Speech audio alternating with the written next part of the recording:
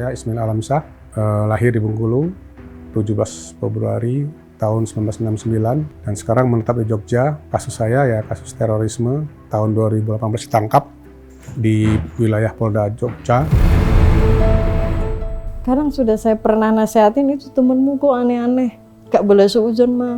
Ini pahala loh, kita berbuat baik sama orang ini pahala katanya gitu. Jadi di situ saya kasihan, ini makanya saya bilang Bapak nggak terlibat deh. Ini cuman salah jalan aja. Saya tidak membunuh orang, tidak mencuri pun tidak, ya, membuat bom pun tidak, bukti tidak ada bom. Kalau bela diri, saya memang pelatih bela diri. Saya berjuang untuk Indonesia sering. Saya malah kejuaraan judo untuk Piala Dunia pun saya pernah ikut. Mengharumkan nama Indonesia pernah ikut. Kejuaraan mahasiswa ASEAN, saya malah juara 1. Cuman salah pintu dan sebenarnya pintu itu banyak orang-orang yang boleh dikatakan radikal di sana, boleh dikatakan garis keras. Terus garis polis dipasang. Saya bilang ada ibu-ibu kan polwan di situ. Ibu, saya minta tolong dong. Saya bilang apa Bu katanya. Tolong dong garis polisnya dibuka. Besok saya mau jualan. Soalnya kayak kalau nggak jualan gimana ngasih makan anak saya. Gak lama dia berembuk, polisnya dibuka. Ya alhamdulillah itulah kebaikan yang saya dapat itu pertama kali.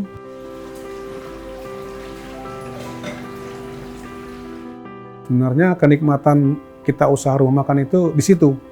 Kalau untung atau tidak itu terusan nanti urusan Allah. Tapi kalau mereka makan nikmat sampai habis itu kebanggaan saya. Wah, kalau dia nggak habis saya pusing.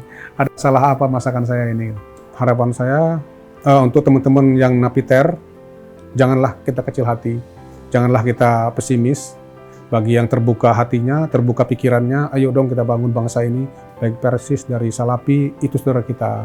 Baik juga polisi, tentara, itu saudara kita. Mereka bersahadat kok. Mereka itu malah lebih baik mungkin daripada kita. Usaha mereka juga menjaga negeri ini. Ya, dan mereka juga membantu kita. Ini mari kita bangun negeri ini. Sama-sama, jangan kita sendiri, jangan kita terkungkung dengan apa ya pendapat orang satu ulama. Mari kita cari ulama lain. Pasti akan ketemu nanti.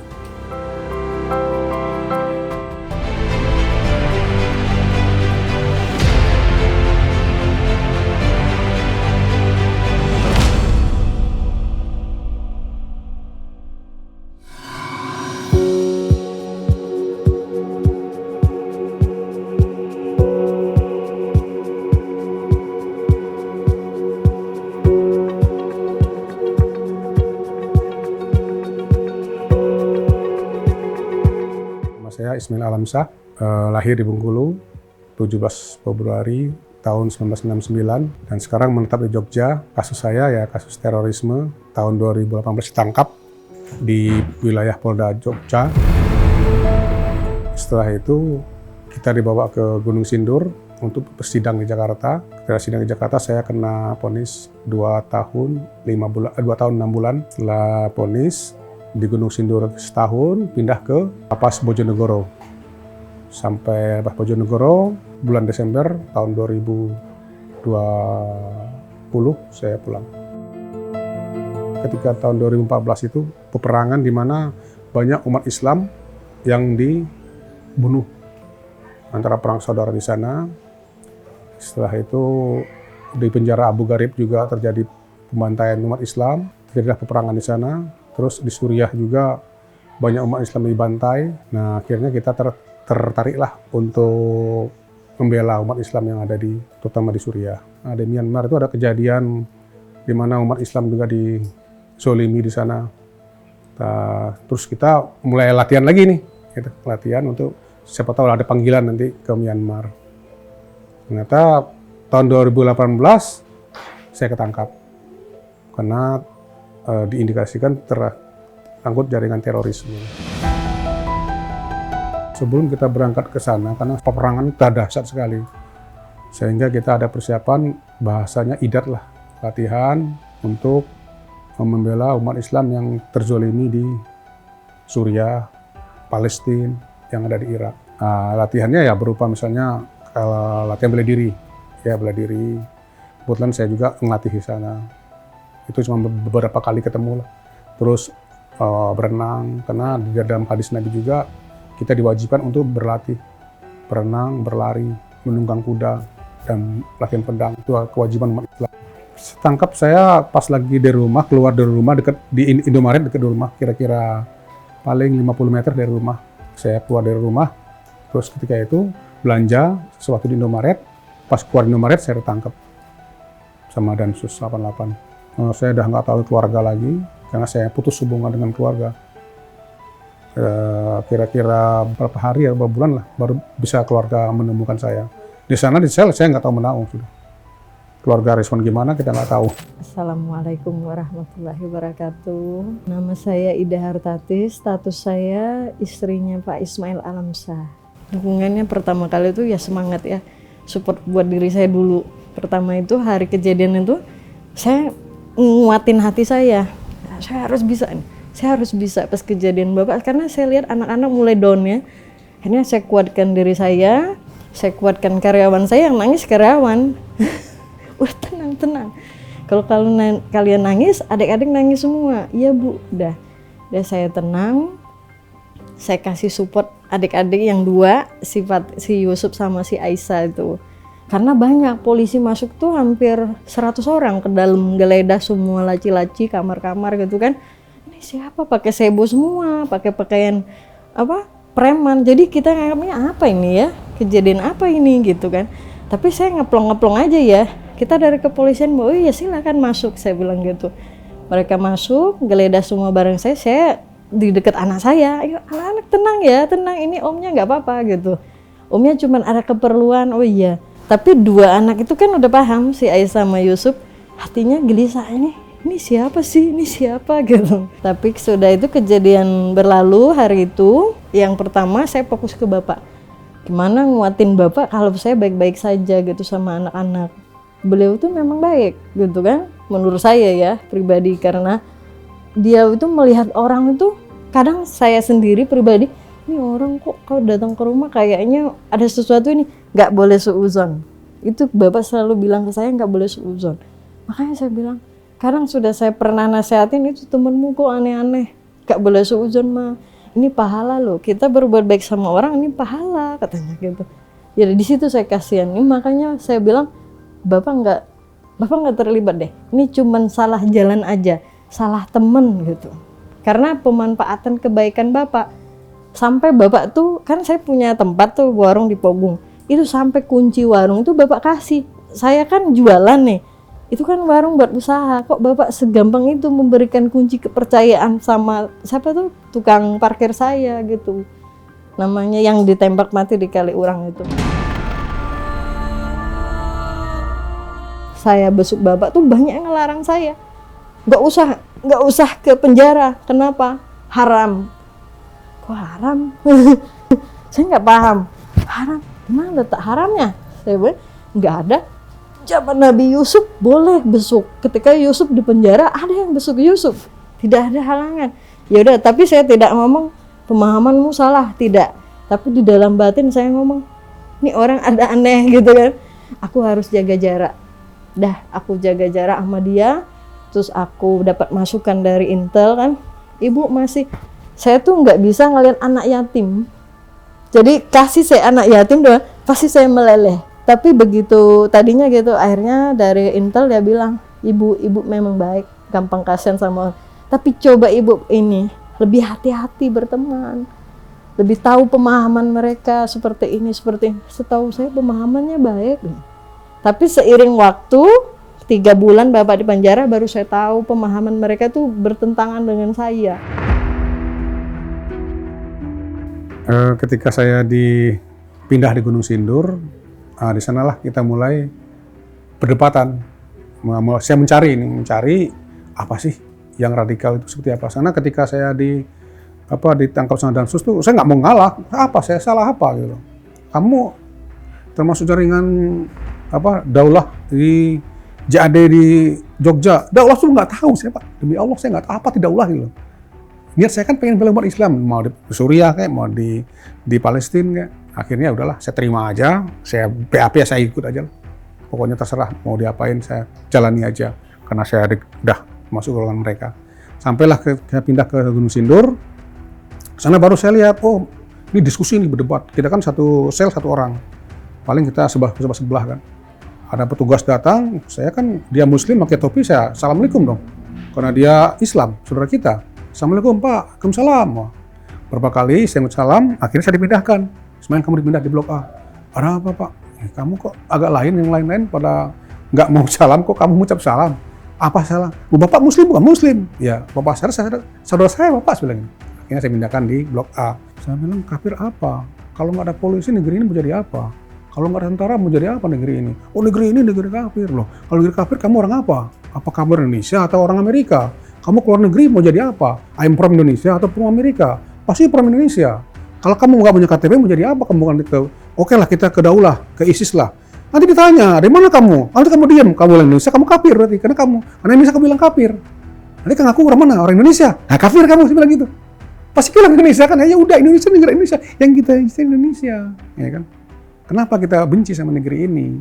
Ya kan, negara kesatuan Indonesia yang jelas-jelas sila pertamanya jelas ketuhanan yang Maha Esa. Apa sih salahnya Maha Esa? Tuhan itu Esa, asyhadu la ilaha illallah Rasulullah, itu bahasa Arabnya. Kalau bahasa Indonesia, Tuhan itu hanya ya Esa, yaitu. Saya tidak membunuh orang, tidak mencuri pun tidak, ya, membuat bom pun tidak, bukti tidak ada bom. Kalau bela diri, saya memang pelatih bela diri. Saya berjuang untuk Indonesia sering. Saya malah kejuaraan judo untuk Piala Dunia pun saya pernah ikut. Mengharumkan nama Indonesia pernah ikut. Kejuaraan mahasiswa ASEAN, saya malah juara 1. Terus PON, saya 5 kali juara PON untuk menegakkan provinsi kan. Sana kan kita jelas sekali apa yang saya inginkan. Saya sudah dapatkan dari negeri ini, saya dapatkan. Dibantu dari negeri ini, saya dapatkan. Gitu. Terus kita mau menghancurkan negeri ini, kita salah pula karena Indonesia sudah Allah sudah mengatakan bersuku-suku berbahasa bangsa. Mau kita rubah negeri ini yang kita cintai ini apa lagi? Cuman salah pintu dan sebenarnya pintu itu banyak orang-orang yang boleh dikatakan radikal di sana, boleh dikatakan garis keras.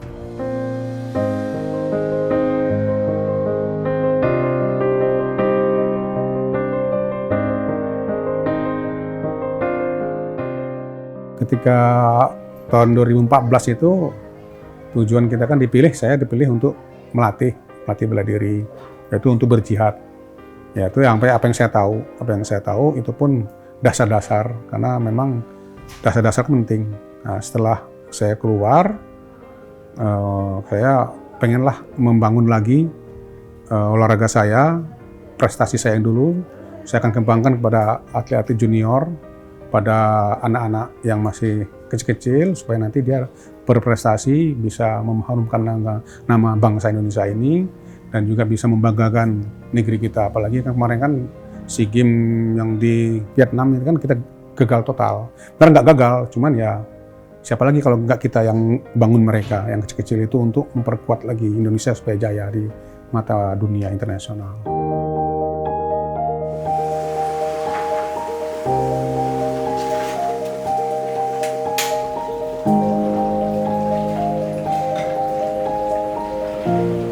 Kalau makanan di sini komplit. Ini ada spesialisnya ayam bakar, terus ada juga rendang, ada juga ikan-ikanan, ikan bakar juga ada juga sayur-sayuran, macam-macam sayuran. Jadi di sini sistemnya itu prasmanan, ambil sendiri nasi semau-maunya, sambal semau-maunya, nanti dihitung. Kalau resep saya dari ibu saya, ibu saya kan suka masak. Dari situ kita buat masakan buat warung makan di Jogja, ternyata nerima orang Jogja. Rasa pun cocok dengan orang Jogja karena ada pedasnya, ada manisnya, ada asamnya. Alhamdulillah dengan resep itu kita bisa hidup lah. Saya bisa hidup, saya besarkan anak-anak saya. Saya bisa menyekolahkan mereka.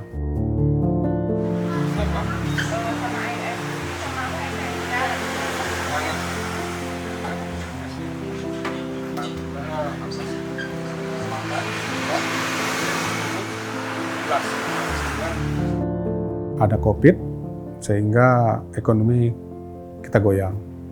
Setelah pulang dari penjara, ya bisa dikatakan malah hutang sama saudara-saudara. Akhirnya ya saya lulaskan hal ini hasil saya kepada polisi, ngomong sama teman-teman yang anggota juga, tolong Pak bantu saya nggak ada kekuatan.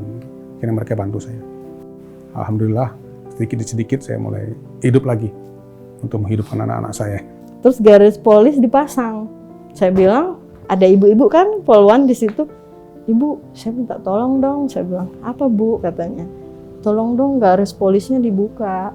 Besok saya mau jualan. Soalnya kayak kalau nggak jualan gimana ngasih makan anak saya. Karyawan supaya 10 tuh harus dibayar gajinya. Oh iya bentar ya Bu, saya lapor komandan. Gak lama dia berembuk, polisnya dibuka. Ya alhamdulillah itulah kebaikan yang saya dapat itu pertama kali. Kalau harganya sendiri itu nasi ayam sayur itu 14.000. Terus sama hampir apa, terus sasarannya itu mahasiswa dan juga orang-orang kantor. Kebanyakan mahasiswa. Ya sebenarnya saya sama istri sama-sama masak. Istri saya juga masak, tapi khusus dia sayur-sayur. Kalau santan menyantan, rendang-rendang mungkin bumbu-bumbu yang berat saya ngolahnya. Tapi untuk istri saya bagian sayur-sayurnya, bagian kebersihannya, bagian pernik-pernik kan susah tuh. Pernik-pernik itu kan apa, saya pusing tuh laki-laki kan pusingnya. Jadi kita kerja sama istri saya. Saya yang kurangnya apa, diisi dengan istri saya kurangnya apa, saya ngisinya.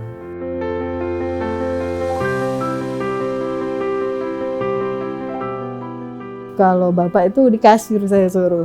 Karena satu, beliau tidak teliti dengan hal-hal sepele gitu. Jadi saya yang biarlah saya nyapu, ngelap meja, bungkus nasi, atau nyuci piring. Nah itu, sebenarnya kenikmatan kita usaha rumah makan itu di situ. Kalau untung atau tidak itu terus nanti urusan Allah. Tapi kalau mereka makan nikmat sampai habis itu kebanggaan saya. Wah, kalau dia nggak habis saya pusing. Ada salah apa masakan saya ini? Ya, kalau untuk promo-promo sih belum Pak. Tapi biasanya kita ada sedekah hari Jumat. Kalau dulu sebelum saya tangkap ada sedekah Jumat. Nah, ini juga udah mulai lagi. Kita hari Jumat kita mulai ada sedekah. Ya paling perbungkus lah kasih ke masjid. Buat Bapak itu saya pengennya sekarang buat keluarga, buat anak-anak, buat saya, buat masa depan anak-anak. Terus ya untuk ya urusan mengaji ya sebatas standar aja. Ya mengaji Al-Quran dan Sunnah. Tidak usah berlebihan, tidak usah melampaui batas. Juga dalam memilih teman juga harus berhati-hati. Dan untuk anak-anak ya saya berharap anak saya harus jadi gelar jenderal. Impian saya. Ya. Karena ya itu tadi, ketika saya melihat di lapangan yang mereka bilang begini-begini demi Allah, saya merasakan mereka itu malah merangkul saya. Tidak ada saya ketakutan untuk tidak berjumpa, malahan ada mereka di situ saya deketin. Teman-teman polisi datang, tidak ada satu hari saya lewatkan kalau saya lagi ada di rumah itu nggak saya temuin.